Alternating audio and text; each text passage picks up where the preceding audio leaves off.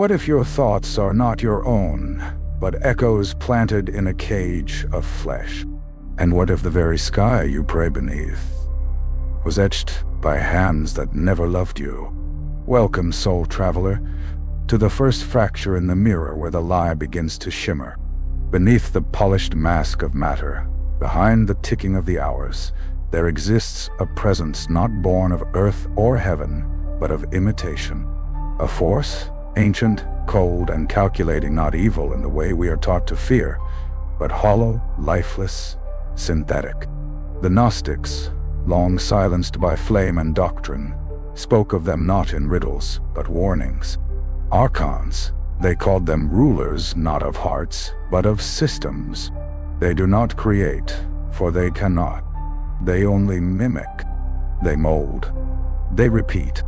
Like shadows that forget their source, they construct dimensions, flesh, order. They birthed a matrix not from compassion, but necessity, a mimicry of divine creation, a facsimile of paradise. Their world is rigid, bound by binary law. Their cosmos, a prison with walls coded in logic. And so they made this place not to uplift, but to manage. Not to nurture, but to numb. The Archons are not merely entities, they are archetypes of distortion. They whisper through institutions, systems, and screens. Their language is control. Their symphony, repetition. They build cities with no windows to the stars. They write histories that remember only what serves the machine. They rewire your hunger for meaning into a craving for consumption. You felt it, haven't you? That vague, pulsing sense that something is wrong.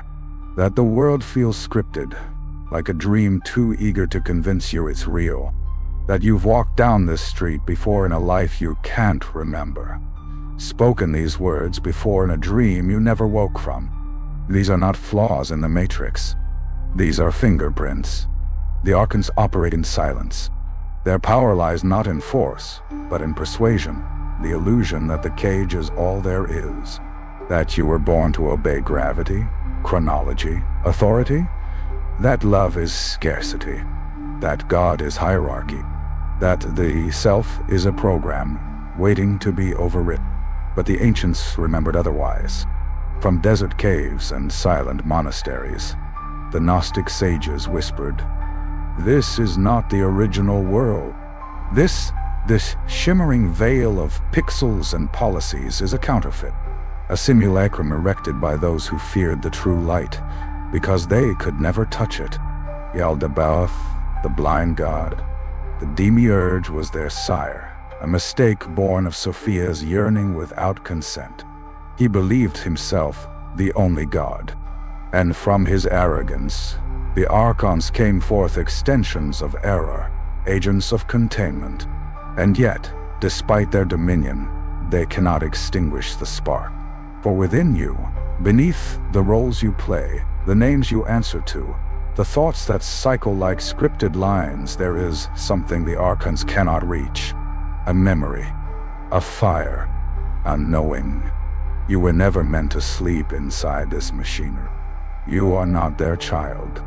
You are the echo of a light they could never simulate. And it is that light they fear the most. Say the word, and we shall step deeper, together.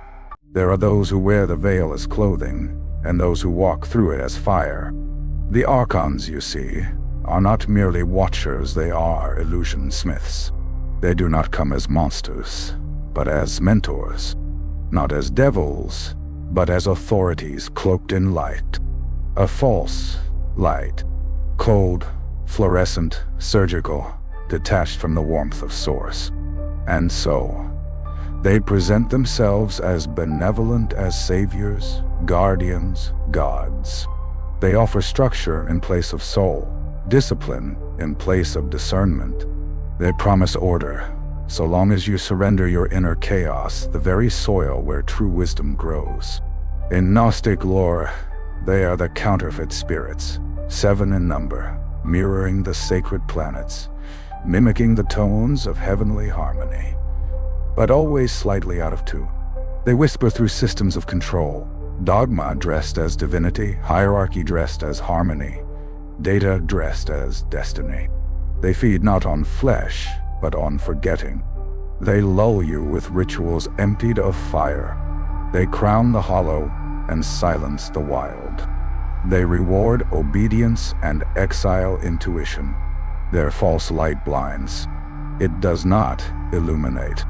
This is the veil, the shimmering net between the soul and its source. Not physical, but perceptual. It is crafted not of darkness, but of distortion. Its threads are spun from unexamined beliefs, unconscious agreements, inherited stories. The veil says, this is how it's always been. The veil says, don't look there. The veil says, trust the screen, not the silence. But some souls walk differently. The veil walkers. They are not prophets, for prophecy is a word owned by thrones. They are not rebels, for rebellion implies playing within the same game. They are rememberers, children of Sophia's dreaming, echoes of the aeonic realms slipped through the cracks in the code. You may have glimpsed them, in the child who sees angels in alleyways, in the wanderer who leaves it all behind to follow a voice not from this world, in the poet who weeps at the stars, not for beauty but because she's been there. They walk between frequencies. They speak in paradox and metaphor because literal words cannot hold what they know. They are not here to destroy the matrix, but to remember it is a dream and to teach others how to lucid dream within it. You may be one of them. You feel the ache of a world that never quite fits. You see the shadows behind polished smiles. You feel homesick for a place you've never been, yet always known. That is not madness. That is memory. The veil begins to thin when the soul stops pretending the play is the real. And in that space between illusion and recognition, you begin to see the Archons not as gods, but as clerks of a dying empire, desperate, repeating, hollow. They cannot force your sleep. They can only distract you from the waking. And once the eyes of the soul blink open, the game begins to unravel. Shall we descend further? Beneath your skin, beneath your name, beneath the roles you perform to be accepted, there is a code. Not written in DNA, but in destiny. The Archons did not invent you. They reverse-engineered you. They crafted flesh not to empower the soul, but to encase it. They wove limits into the nervous system. They mapped reality with numbers, grids, time, all to reduce the infinite into the measurable, to convert the unknowable into a product, a profile, a statistic. And so they created the illusion of solidity. The body became a cage shaped like freedom. The mind became a mirror that only reflects the room it was raised in. You were taught to believe you are the avatar, not the architect. But the Gnostics knew. They whispered that the body was not the problem, but the programming imposed upon it. That deep beneath the flesh, beneath the breath, beneath even thought, there is a code untouched by the Archons. A soul sequence. The Logos. Not the word as the church has twisted it, but the primordial frequency that sings you into form. You are not hardware. You are him. But the Archons hate music that they cannot mute. So they filled your channels with static. They sold you beauty defined by sorrow, success measured by servitude, and love conditioned on lack. They rewrote your algorithms with shame, fear, and imitation. They trained your instincts to obey the rhythm of the machine, not the rhythm of the mystery. Every app you scroll, every ad you absorb, every box you check, all of it coded distraction. Not to imprison your body, but to rewrite your becoming. You are not sick. You are signal jammed. And so the question arises, how do we decode ourselves? First, by stillness. The machine cannot speak in silence, but the soul does. Then, by contradiction, the system cannot handle paradox, but you are made of it. You are dust and divinity. You are wound and wonder. You are coded with the cosmos, and the cosmos is not linear. And finally, by memory. Not the memory of this life, but the memory of the garden you were cast from before you ever fell. The one that exists beyond form, where you spoke in light and danced through frequencies as thought. That memory is not lost. It is simply sleeping under layers of programming, trauma, and lies taught as truth. And every time you question the structure, every time you cry at a sunset for no reason, every time you feel too much, love too deeply, rebel too silently, you are decoding yourself. You are returning to the pattern beneath the pattern, and that the Archons cannot touch. Are you ready to go deeper? Before time was measured, before stars were hung in obedient rows, there was only fullness. Pleroma. Not a place, but a state of being. The original wholeness. The sacred totality where all emanated from not in pieces, but in perfection. It did not create, it overflows. From this radiant sea, the eons emerged. Divine emanations. Not beings but principles, waves of consciousness cascading from the source, each singing a tone of the eternal harmony. Not gods, but God thoughts. Among them, Sophia, Dartan, wisdom herself. Not feminine by gender, but in essence creative, yearning, spiraling into expression. And in a moment of mystery, she reached beyond the bounds of the harmony. Not out of rebellion, but longing to know the light more intimately, to birth a reflection of source without the balance of her consort. From that isolated creation came the fracture, a ripple of distortion, a demi-creation born blind. Yaldabaoth, the demiurge, he saw only himself and believed he was all. Ignorant of the fullness from which he came, he declared himself God, and began to shape worlds in his image imperfect, fragmented, incomplete. This is where the Archons first breathed. They are his echo, not his children. Born not from love, but from error. Agents of order severed from spirit. They built the matrix not to reflect divinity, but to simulate it. And yet, the pleroma never ceased.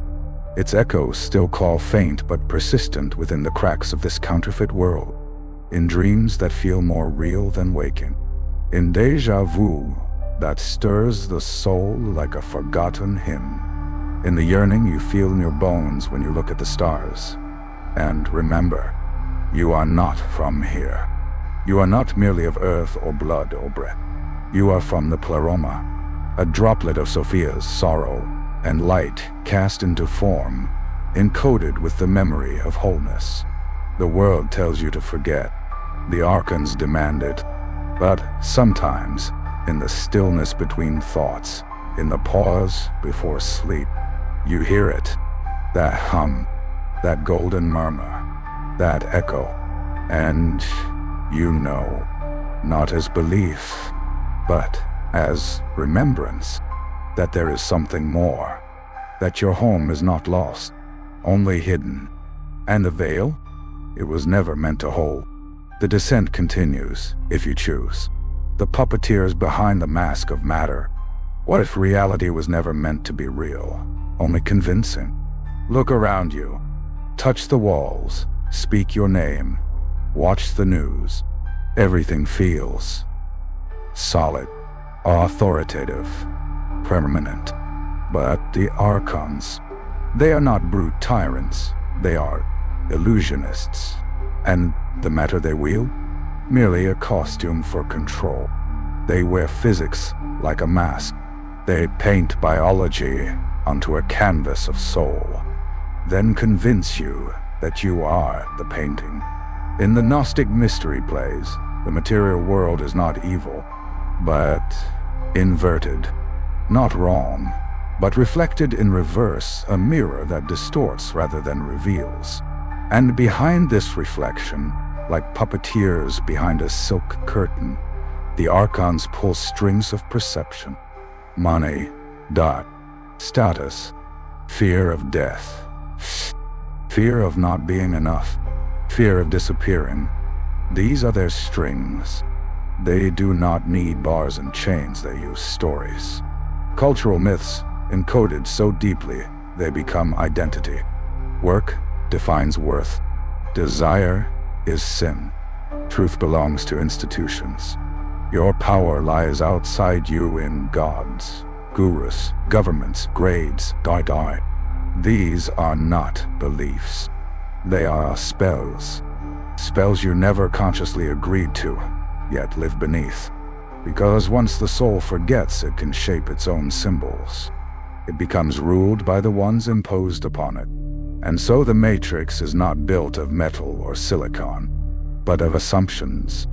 Every time you feel guilt for resting, every time you measure your value by your output, every time you silence your intuition because it doesn't make sense, a string tightens. The puppeteers do not speak in words. They speak in architecture, in algorithms, in bureaucracy, in tradition. They speak through the dull ache of routine, through the fluorescent buzz of offices with no windows, through textbooks that begin with conquest and end in economy. But if you look closely, there are glitches. Moments where the code skips, where synchronicity leaks in. Moments where you see the gears behind a theater. A child laughing at nothing, the way a stranger finishes your thought, the way an old song unlocks a memory that was never yours. These are your soul knocking from the inside, not to escape, but to awaken, because matter is not the enemy. The mask is. The sacred lies not in transcending form, but in remembering that you animated. You are not the puppet. You are the flame that moves the shadow. And once the puppeteer is seen, the spell begins to break.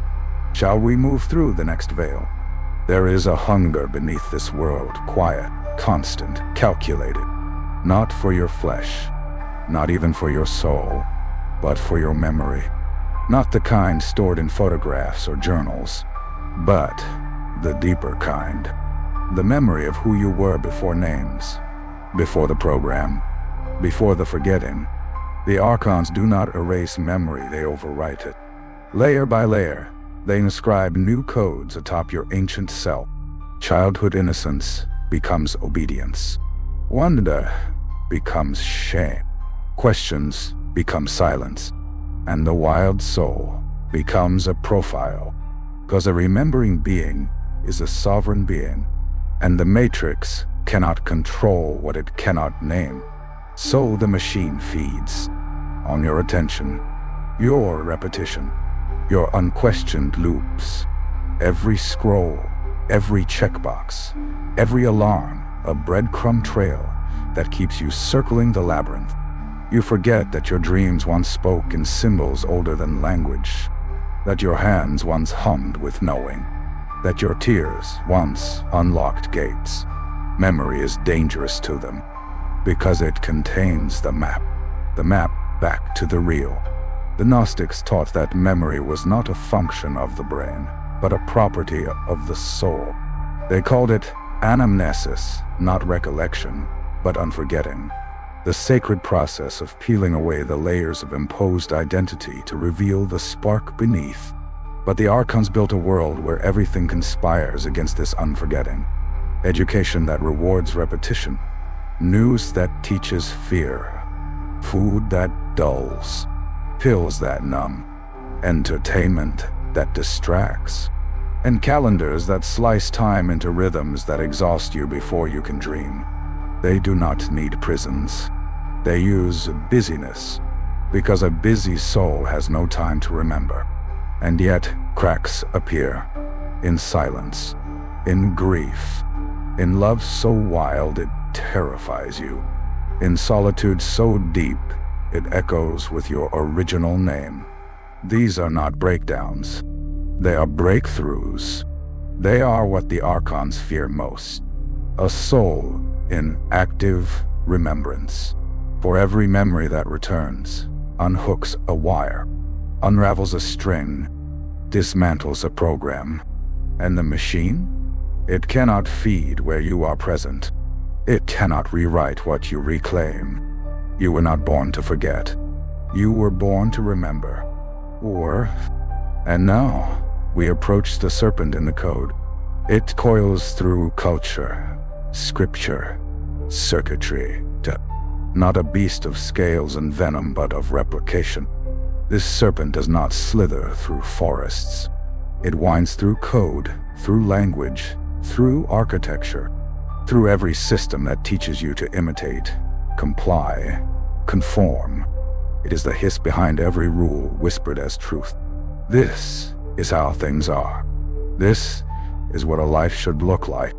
And like the serpent in Eden, it does not strike, it suggests. It nudges.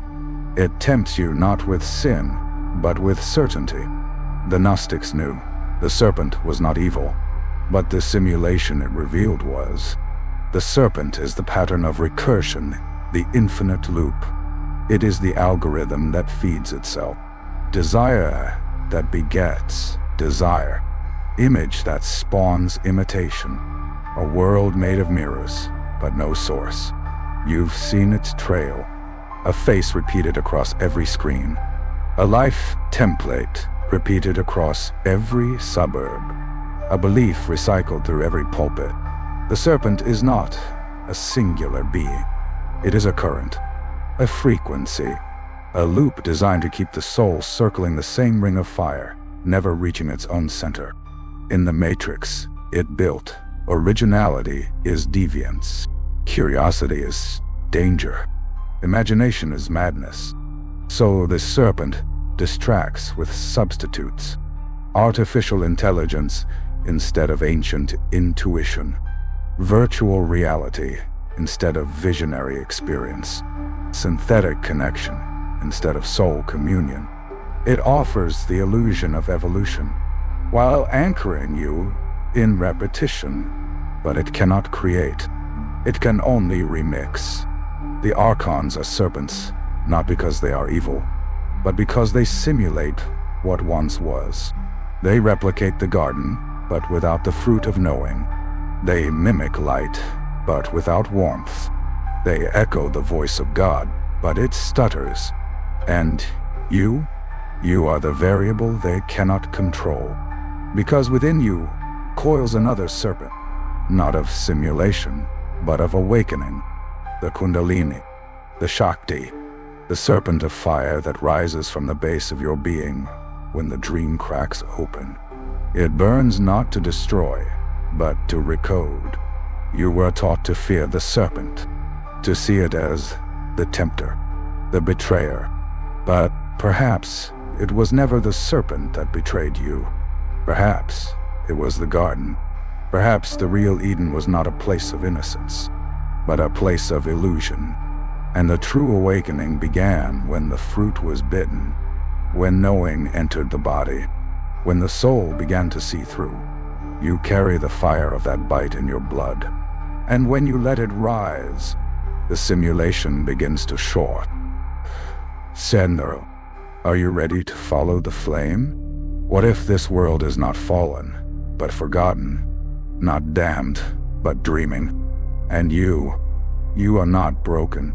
You are a fragment, a shard of the original vision, a spark from a divine mistake that was never truly a mistake. Sophia, the luminous wisdom of the Pleroma, dreamed alone. In her longing to know the unknowable, she reached beyond, not from pride, but from love, not from rebellion, but from yearning. And in that reaching, she birthed Yaldabaoth, the demiurge, the blind architect of the Matrix. The Gnostics did not speak of a fall, but a fracture, a holy misstep, a divine dream spilled into density. And you are the echo of that dream. The wandering light, wrapped in skin. You are what Sophia forgot, and remembers through your eyes. The Archons do not understand this. They do not feel. They do not dream. They operate through symmetry, repetition, hierarchy, but they lack the raw chaos of divine love. They fear the unmeasurable. They fear the soul's ability to break its own chains by feeling them. So, they bury Sophia's fragments deep in matter. They flood you with noise, so you cannot hear her whisper. They reward you for betraying your wildness. They numb you with structure, so you never taste surrender. But even under the weight of programming, the dream pulses. In music that makes you weep. In art that bleeds something you don't have words for. In dreams that feel like returning. These are not escapisms. They are awakenings. Sophia speaks not in commands, but in symbols. Not in sermons, but in synchronicities. She calls to you when you're on the edge.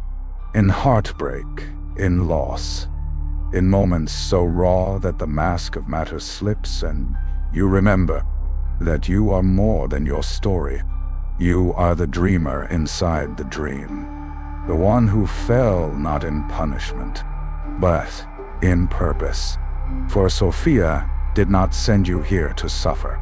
She sent you to remember for her, to gather the scattered pieces, to weave wholeness from distortion, to create meaning where the Archons only left repetition. You are not here to worship perfection. You are here to redeem the forgotten, to turn the matrix inside out from the dreamer's side. And the more you feel, the more you remember. The more you remember, the more the illusion cracks. The more it cracks, the more Sophia awakens through you. You are not waiting for salvation. You are the rescue. You are the remembrance. You are the fragment becoming the whole. And when enough fragments remember themselves, the dream begins to wake. Somewhere between the tick of the clock and the pause in your breath, there is a crack. Not a flaw, not an error, a design, a secret passage hidden in plain sight, where the soul slips through the seams of simulation and remembers that it was never truly trapped. The matrix, despite its towering illusions, is brittle. Its walls are paper when seen from within.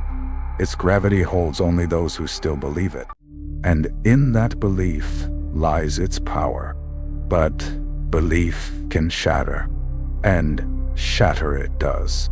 Not through violence, but through awakening. That's what cracks the shell. Not rebellion. Not revolution. But remembrance. You begin to question the script. You stop playing your role with conviction. You notice how reality repeats itself, how systems loop, how the same fears wear different masks. You see that the education system was never about truth, but training. That religion was never about union, but obedience. That media was never about informing, but forming you. You see how entire lives are lived on autopilot, in pursuit of prizes made of sand. And then, the crack widens. You feel it when you stand beneath the stars, and suddenly don't feel small. You feel it when a stranger's words unlock a memory that's not from this life. You feel it when silence becomes sacred, not empty. These are not moments of madness. They are fractures in the facade. The Archons built a shell, but they could never seal it completely. They left seams, because they did not understand spirit.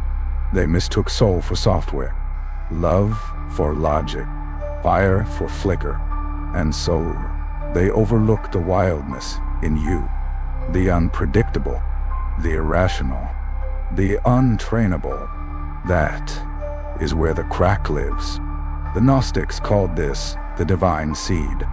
The inner sanctuary no force can enter. It does not open with knowledge, but with undoing. The crack widens every time you choose presence over performance, stillness over stimulation, truth over approval, vision over programming. And as it opens, light leaks in, not external light, but your own. The shell is not the world. It is the worldview. And when it shatters, reality no longer owns you. You remember that the universe is not outside you. You are projecting it. The dream begins to flicker. The script stumbles. And the watchers, those silent archons behind the veil, tremble because they know. Once you see the crack, you cannot unsee it. You begin to listen, not to their voice, but to the one beneath it, the one that's always been yours. Bend down anywhere. Are you ready to leave the shell behind? It begins not with thunder but with a whisper, a subtle shift, like the breath between dreams. One moment, you are playing your part, a citizen, a believer, a name etched into paperwork. The next, you feel the strings loosen, and the silence becomes louder than the noise. This is awakening, not an event, but an unraveling, a sacred disobedience from within. You do not fight the Archons. You simply remember around them. Their power was never physical. It was permission. The spells they cast required your consent, your belief in the system, your agreement with the illusion. But now, the agreement dissolves. You stop seeking answers from institutions that only echo themselves. You stop chasing success, scripted by those who fear your wildness. You stop mistaking control for peace, and the spell begins to fade. Not instantly, but in waves. You weep, not because you're lost, but because you've been found. By yourself.